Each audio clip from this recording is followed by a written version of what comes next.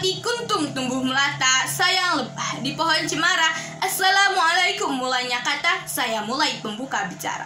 Assalamualaikum warahmatullahi wabarakatuh. Bismillahirrahmanirrahim. Alhamdulillahirabbil alamin wa bihi nasta'inu ala umuri dunya waddin. Asyhadu an la ilaha illallah wa asyhadu anna Muhammadar Rasulullah. Amma ba'du. Dewan juri yang saya hormati, para panitia lomba yang saya hormati, para dai dan daiyah yang saya cintai. Marilah kita panjatkan puji dan syukur kehadirat Allah yang Maha Ghafur, yang memberi kita panjang umur sehingga kita tidak kufur. Salawat dan salam semoga tercurah kepada junjungan Nabi kita, Hakim tertinggi, jaksa termulia, yakni Habibana wa Nabiyana Muhammad Sallallahu Alaihi Wasallam, yang telah banyak mengajarkan kepada kita tentang keikhlasan.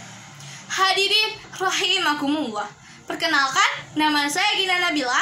Pada kesempatan yang berbahagia ini, saya akan menyampaikan tausiah yang berjudul Ikhlas.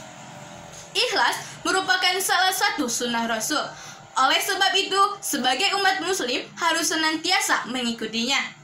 Ikhlas adalah amalia hati yang tingkatannya sangat tinggi, berbeda dengan sabar. Ikhlas akan terlihat setelah terjadinya suatu amal. Orang yang ikhlas dalam beramal adalah mereka yang senantiasa seolah-olah tidak melakukan amal itu. Rasulullah Shallallahu Alaihi Wasallam bersabda, Innallaha la yanzuru ila ajsamikum wala ila suwarikum walakin yanzuru ila qulubikum. Hadis riwayat Muslim. Innallaha, sesungguhnya Allah, la yanzuru, tidak melihat, ila ajsamikum, bentuk tubuhmu, wala ila, dan tidak pula melihat, suwarikum, kebagusan wajahmu, walaki yanzuru, tetapi Allah melihat, ila qulubikum, keikhlasan hatimu.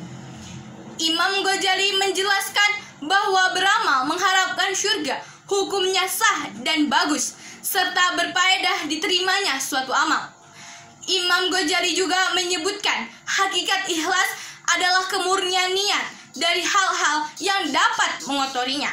Sholat ya sholat saja, makan ya makan saja, pergi ya pergi saja. Begitupun ibadah ya ibadah saja tanpa memikirkan hal-hal lain. Allah Subhanahu wa Ta'ala berfirman dalam Quran surat Al-Baqarah ayat 5 yang berbunyi, A'udzu billahi minasy syaithanir rajim. Bismillahirrahmanirrahim. Wa ma umiru illa liya'budullaha mukhlisina lahuddin hunafa'a wa yuqimus salata wa yutuz zakata wa dzalika dinul qayyimah. Shadaqallahul azim. Yang artinya, padahal mereka hanya diperintah menyembah Allah dengan ikhlas mentaatinya semata-mata karena agama, dan juga agar melaksanakan sholat dan menunaikan zakat. Dan yang demikian itulah agama yang lurus. Dari ayat tersebut kita tahu bahwa betapa tingginya derajat sifat ikhlas. Dengan ikhlas, semua orang dengan profesinya masing-masing telah menjadi sufi atau orang yang memiliki hati yang bersih. Seorang pedagang akan menjadi pedagang yang baik dan jujur. Seorang petani menjadi petani yang baik, dan seorang pejabat menjadi pejabat yang baik, dan seterusnya. Imam Ghazali mengatakan, semua manusia akan rusak kecuali manusia yang berilmu.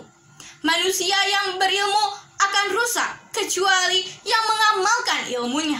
Semua manusia berilmu yang mengamalkan ilmunya akan rusak kecuali yang ikhlas. Dan orang-orang yang ikhlas pun masih dalam keadaan kekhawatiran yang besar. Dari ungkapan tersebut terlihat jelas bahwa ilmu dan amal akan sia-sia jika tidak ada sifat ikhlas. Ilmu dan amal tidak dapat dibanggakan. Bagaimana mau dibanggakan kalau yang ikhlas saja masih dalam keadaan khawatir yang besar? Sikap ikhlas ini sangat penting untuk dipraktekkan dalam kehidupan sehari-hari. Karena segala amalan yang tidak disadari dengan sikap ikhlas maka tidak akan bernilai di mata Allah Subhanahu wa Ta'ala. Semakin ikhlas seseorang dalam melakukan amal kebaikan, maka akan semakin besar juga balasan yang diterima kepada kita, dan amalan itu pun akan semakin bernilai di mata Allah Subhanahu wa Ta'ala. Maka pupuk dan latihlah diri kita untuk bersikap ikhlas di dalam segala hal. Hadirin yang saya hormati, karena waktu yang terbatas pula rupanya, saya cukupkan sampai di sini. Apa yang dapat saya sampaikan mudah-mudahan dapat memberikan manfaat. Mohon maaf jika ada kesalahan dan kekurangan dari apa yang telah saya sampaikan. Awali dengan basmalah, akhiri dengan hamdalah. Semoga ilmunya berkah, menjadi lentera di alam barzah. Unzur maqala wala tanzur man qala. Wabillahi taufiq wal hidayah. Wassalamualaikum warahmatullahi